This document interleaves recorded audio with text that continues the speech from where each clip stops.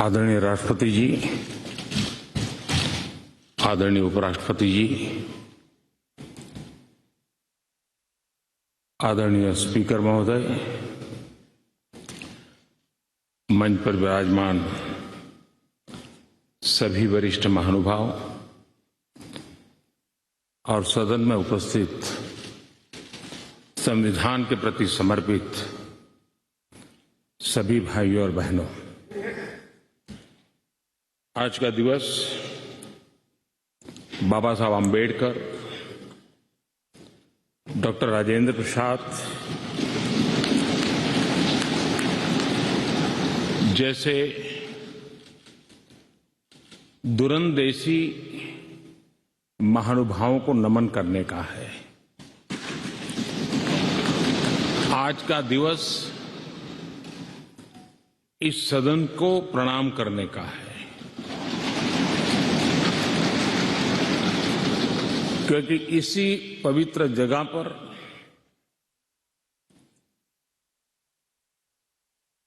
महीनों तक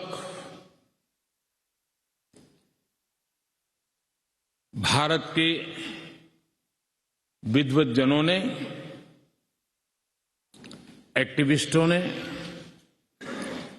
देश के उज्जवल भविष्य के लिए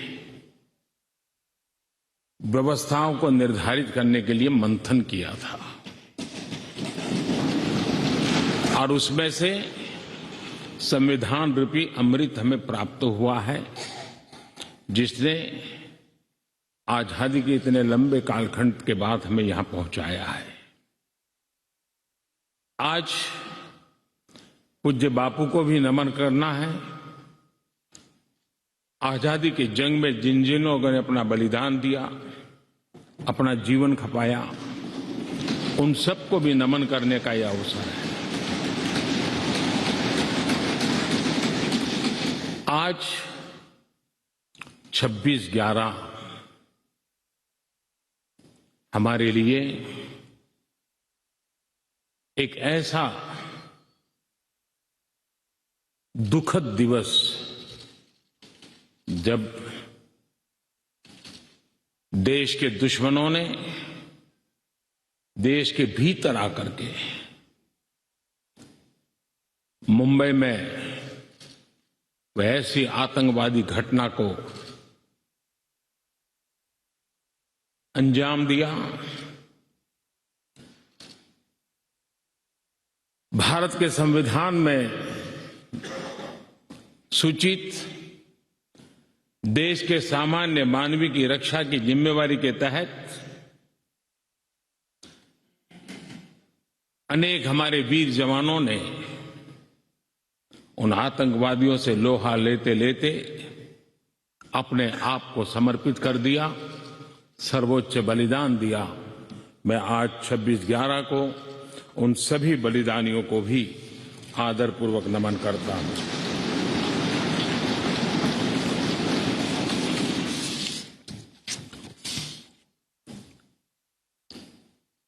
आदरणीय महानुभाव, कभी हम सोचें कि आज अगर हमें संविधान निर्माण करने की नौबत होती तो क्या होता। आजादी के आंदोलन की छाया, देशभक्ति का ज्वाला, भारत विभाजन की विभीषिका, इन सब के बावजूद भी देश हित सुप्रीम हरेक के हृदय में यही एक मंत्र था। विविधताओं से भरा हुआ देश, अनेक भाषाएं, अनेक बोलियां, अनेक पंथ, अनेक राजे रजवाड़े, इन सब के बावजूद भी संविधान के माध्यम से पूरे देश को एक बंधन में बांध करके आगे बढ़ाने की योजना बनाना, आज के संदर्भ में देखें तो पता नहीं संविधान का एक पेज भी हम पूरा कर पाते क्योंकि नेशन फर्स्ट कालक्रम से राजनीति ने उस पर इतना प्रभाव पैदा कर दिया है कि देश हित भी कभी कभी पीछे छूट जाता है। ये उन महानुभावों को प्रणाम इसलिए करना चाहूंगा क्योंकि उनके भी अपने विचार होंगे, उनके विचारों की भी धारा होगी, उस धारा में धार भी होगी, लेकिन फिर भी राष्ट्रहित सुप्रीम होने के नाते सबने मिल बैठ करके एक संविधान दिया।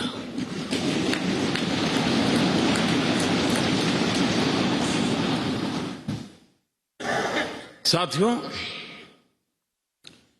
हमारा संविधान ये सिर्फ अनेक धाराओं का संग्रह नहीं है। हमारा संविधान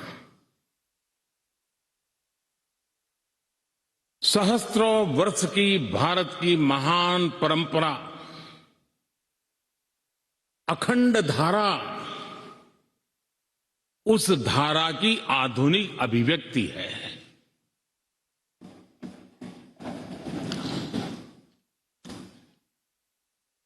और इसलिए हमारे लिए लेटर एंड स्पिरिट में संविधान के प्रति समर्पण, और जब हम इस संवैधानिक व्यवस्था से जनप्रतिनिधि के रूप में ग्राम पंचायत से लेकर के संसद तक जो भी दायित्व निभाते हैं, हमें संविधान के लेटर एंड स्पिरिट को समर्पित भाव से ही हमें अपने आप को हमेशा सज्ज रखना होगा। और जब ये करते हैं तो संविधान की भावनाओं को कहां चोट पहुंच रही है उसको भी हम नजरअंदाज नहीं कर सकते हैं। और इसलिए इस संविधान दिवस को हमें इसलिए भी मनाना चाहिए कि हम जो कुछ भी कर रहे हैं वो संविधान के प्रकाश में सही है कि गलत है, हमारा रास्ता सही है कि गलत है। हर वर्ष संविधान दिवस बनाकर के हमने अपने आप को मूल्यांकन करना चाहिए। अच्छा होता देश आजाद होने के बाद 26 जनवरी प्रजासत्ताक पर्व की शुरुआत होने के बाद हमें 26 नवंबर को संविधान दिवस के रूप में देश में मनाने की परंपरा बनानी चाहिए थी, ताकि उसके कारण हमारी पीढ़ी दर पीढ़ी संविधान बना कैसे, कौन लोग थे इसको बनाते थे, किस परिस्थितियों में बना, क्यों बना, हमें संविधान कहां ले जाता है, कैसे ले जाता है, किसके लिए ले जाता है, इन सारी बातों की हर वर्ष अगर चर्चा होती है तो संविधान जिसको दुनिया ने एक जीवंत इकाई के रूप में माना है,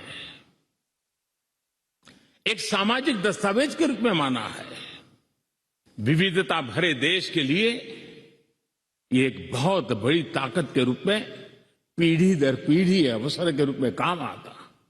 लेकिन कुछ लोग इसे चूक गए। लेकिन जब बाबा साहब आंबेडकर के 125वीं जयंती थी, हम सबको लगा कि इससे बड़ा पवित्र अवसर क्या हो सकता है कि बाबा साहब आंबेडकर ने इस देश को जो बहुत बड़ा नजराना दिया है उसको हम हमेशा हमेशा के लिए स्मृति ग्रंथ के रूप में याद करते रहें। और इसी में से, और मुझे याद है जब सदन में इस विषय पर मैं बोल रहा था 2015 में बाबा साहब आंबेडकर की 150वीं जयंती के निमित्त इस काम की घोषणा करते समय, तब भी विरोध आज नहीं हो रहा है, उस दिन भी हुआ था कि 26 नवंबर कहां से ले आए, क्यों कर रहे हो, क्या जरूरत थी। बाबा साहब आम्बेडकर का नाम हो और आपके मन में ये भाव उठे, ये देश अब सुनने के लिए तैयार नहीं है।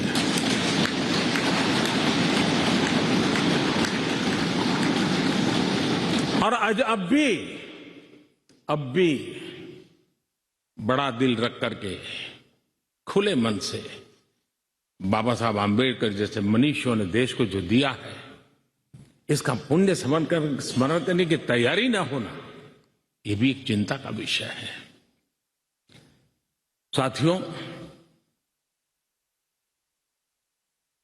भारत एक संवैधानिक लोकतांत्रिक परंपरा है। राजनीतिक दलों का अपना एक अहम महत्व है और राजनीतिक दल भी हमारी संविधान की भावनाओं को जन जन तक पहुंचाने का एक प्रमुख माध्यम है। लेकिन संविधान की भावना को भी चोट पहुंची है। संविधान के एक एक धारा को भी चोट पहुंची है जब राजनीतिक दल अपने आप में अपना लोकतांत्रिक कैरेक्टर खो देते हैं। जो दल स्वयं लोकतांत्रिक कैरेक्टर खो चुके हो, वो लोकतंत्र की रक्षा कैसे कर सकते हैं?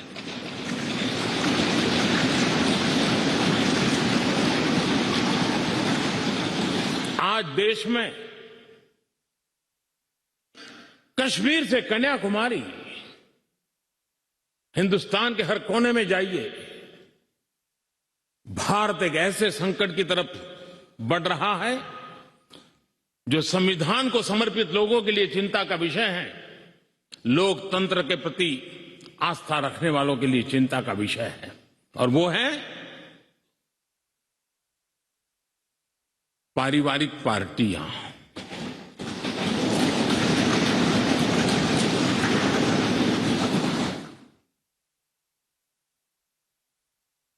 राजनीतिक दल, party for the family, party by the family,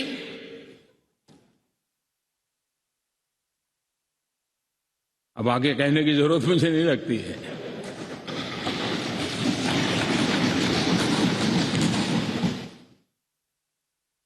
Kashmir से कन्याकुमारी हरी राजनीतिक दलों की तरफ देखिए, ये लोकतंत्र की भावना के खिलाफ है। संविधान हमें जो कहता है उसके विपरीत है। और जब मैं ये कहता हूं कि पारिवारिक पार्टियां, इसका मतलब मैं ये नहीं करता हूं कि एक परिवार में से एक से अधिक लोग राजनीति में ना आए। जी नहीं, योग्यता के आधार पर, जनता के आशीर्वाद से किसी परिवार से एक से अधिक लोग राजनीति में जाएं, इससे पार्टी परिवारवादी नहीं बन जाती है। लेकिन जो पार्टी पीढ़ी दर पीढ़ी एक ही परिवार चलाता रहे, पार्टी की सारी व्यवस्था परिवारों के पास रहे, वो लोकतंत्र, स्वस्थ लोकतंत्र के लिए सबसे बड़ा संकट होता है। और आज संविधान के दिवस पर संविधान में विश्वास करने वाले, संविधान को समझने वाले, संविधान को समर्पित सभी देशवासियों से मैं आग्रह करूंगा कि देश में एक जागरूकता लाने की आवश्यकता है। जापान में एक प्रयोग हुआ था। जापान में देखा गया कि कुछ ही पॉलिटिकल फैमिली ही व्यवस्था में चल रहे हैं, तो किसी ने बीड़ा उठाया था कि वो नागरिकों को तैयार करेंगे और पॉलिटिकल फैमिली के बाहर के लोग निर्णय प्रक्रिया में कैसे आए। और बड़ी सफलतापूर्वक 30-40 साल लगे, लेकिन करना पड़ा। लोकतंत्र को समृद्ध करने के लिए हमें भी हमारे देश में ऐसी चीजों की ओर जाने की आवश्यकता है, चिंता करने की आवश्यकता है, देशवासियों को जगाने की आवश्यकता है। उसी प्रकार से हमारे यहां भ्रष्टाचार, क्या हमारा संविधान भ्रष्टाचार को अनुमति देता है? कानून है, नियम है, सब है। लेकिन चिंता तब होती है कि जब न्यायपालिका ने स्वयं ने किसी को अगर भ्रष्टाचार के लिए घोषित कर दिया हो, भ्रष्टाचार के लिए सजा हो चुकी हो, लेकिन राजनीतिक स्वार्थ के कारण उसका भी महिमा मंडन चलता रहे, भ्रष्टाचार को नजरअंदाज करके सिद्ध हुई हकीकतों के बावजूद भी जब राजनीतिक लाभ के लिए सारी मर्यादाओं को तोड़कर, लोक लाज को तोड़ करके उनके साथ बैठना उठना शुरू हो जाता है, तो देश के नौजवान के मन में लगता है कि अगर इस प्रकार से राजनीति के क्षेत्र में नेतृत्व करने वाले लोग भ्रष्टाचार में डूबे हुए लोगों की प्राण प्रतिष्ठा कर रहे हैं, मतलब उनको भी वो मिलता रास्ता मिल जाता है कि भ्रष्टाचार के रास्ते पर चलना बुरा नहीं है। 2-4 साल के बाद लोग स्वीकार कर लेते हैं कि हमें ऐसी समाज व्यवस्था खड़ी करनी है। क्या समाज के अंदर भ्रष्टाचार के कारण कोई अगर गुना सिद्ध हो चुका है तो उसको सुधरने के लिए मौका दिया जाए, लेकिन सार्वजनिक जीवन में प्रतिष्ठा देने की जो स्पर्धा चल पड़ी है, ये मैं समझता हूं अपने आप में नए लोगों को लूटने के रास्तों पर जाने के लिए मजबूर करती है, और इसलिए हमें इससे चिंतित होने की जरूरत है। यह आजादी के 75 साल है, ये अमृत काल है। हमने अब तक आजादी के 75 साल दरमियान देश जिस स्थिति से गुजरा था, अंग्रेज भारत के नागरिकों के अधिकारों को कुचलने पर लगे हुए थे, और उसके कारण हिंदुस्तान के नागरिकों को उसके अधिकार मिले, इसके लिए लड़ना बहुत स्वाभाविक था और जरूरी भी था। महात्मा गांधी समेत हर कोई भारत के नागरिकों को उनके अधिकार मिले, इसलिए वो लड़ते रहे, ये बहुत स्वाभाविक है। लेकिन ये भी सही है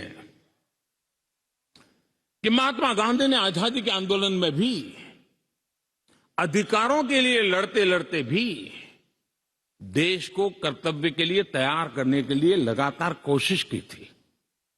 उन्होंने भारत के नागरिकों में उस बीज को बोने की लगातार कोशिश की थी कि सफाई करो,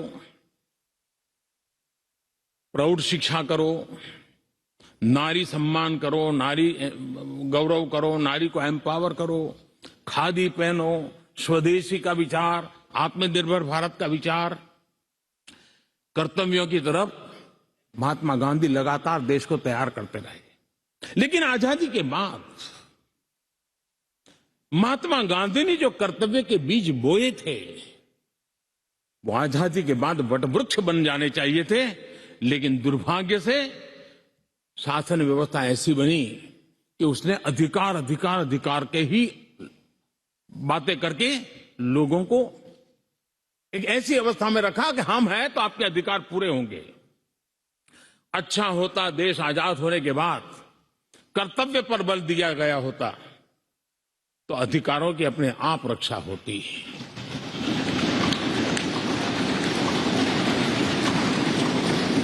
कर्तव्य से दायित्व का बोध होता है, कर्तव्य से समाज के प्रति एक जिम्मेवारी का बोध होता है।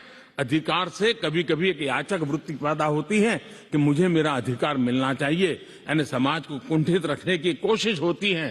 कर्तव्य के भाव से सामान्य मानवीय के जीवन में एक भाव होता है कि ये मेरा दायित्व है, मुझे इसको निभाना है, मुझे करना है, और जब मैं कर्तव्य का पालन करता हूं तो अपने आप किसी के अधिकार की रक्षा हो जाती है, किसी के अधिकार का सम्मान हो जाता है, किसी के अधिकार का गौरव हो जाता है, और उसके कारण कर्तव्य भी बनते हैं और अधिकार भी चलते हैं और स्वस्थ समाज की रचना होती है। आजादी के अमृत महोत्सव में हमारे लिए बहुत आवश्यक है कि हम कर्तव्यों के माध्यम से अधिकारों की रक्षा करने के रास्ते पर चल पड़े। कर्तव्य का वो पथ है जिसमें अधिकार की गारंटी है, कर्तव्य का वो पथ है जो अधिकार सम्मान के साथ दूसरे को सुपुर्द करता है, उसके हक को दे देता है। और इसलिए आज जब हम संविधान के दिवस को मना रहे हैं, तब हमारे भीतर भी यही भाव निरंतर जगता रहे कि हम कर्तव्य पथ पर चलते रहें, कर्तव्य को जितनी अधिक मात्रा में निष्ठा और तपस्या के साथ हम मनाएंगे, हर किसी के अधिकारों की रक्षा होगी। और आजादी के दीवानों ने जिन सपनों को लेकर के भारत को बनाया था, उन सपनों को पूरा करने का सौभाग्य आज हम लोगों को मिला है। हम लोगों ने मिलकर के उन सपनों को पूरा करने में कोई कसर नहीं छोड़नी चाहिए। मैं फिर एक बार स्पीकर महोदय का इस महत्वपूर्ण अवसर के लिए बहुत बहुत बधाई देता हूं, अभिनंदन करता हूं कि उन्होंने इस कार्यक्रम की रचना की। ये कार्यक्रम किसी सरकार का नहीं था, ये कार्यक्रम किसी राजनीतिक दल का नहीं था, ये कार्यक्रम किसी प्रधानमंत्री ने आयोजित नहीं किया गया था। ये सदन का गौरव होते हैं स्पीकर, सदन का ये स्थान गौरवपूर्ण होता है। स्पीकर की एक गरिमा होती है, बाबा साहब आंबेडकर की गरिमा होती है, संविधान की अपनी एक गरिमा होती है। हम सब उन महान पुरुषों को प्रार्थना करें कि वो हमें शिक्षा दें, ताकि हम हमेशा स्पीकर पद की गरिमा बनाए रखें, बाबा साहब आंबेडकर का गौरव बनाए रखे और संविधान का गौरव बनाए रखे। इसी की अपेक्षा के साथ आप सबका बहुत बहुत धन्यवाद।